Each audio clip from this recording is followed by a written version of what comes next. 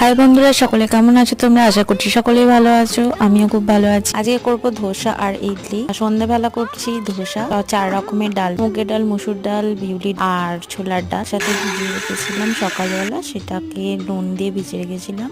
আর এক সেদ্ধ চাল ভিজিয়ে রেখেছিলাম, সে একসাথে একটু করে নিয়ে দু রকমের মিক্সড করে সব বেটে নিলাম, একদম পাতলা মিহি করে।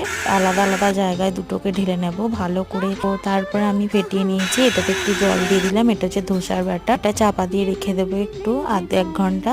আর একটাতে দিয়ে দিলাম হাফ কাপ সুজি আর একটু খাবার সোডা, যেটা ফুলে সোডা ইডলি করব বলে ওটা কালকে সকালে হবে, সেই জন্য চাপা দিয়ে রেখে দিয়েছি। আমার এগুলো মিক্সড করা কমপ্লিট। এবার আমি একটা ননস্টিকের চাটু নিয়ে নিয়েছি, ধোসার ব্যাটারটা দিয়ে দিয়েছি।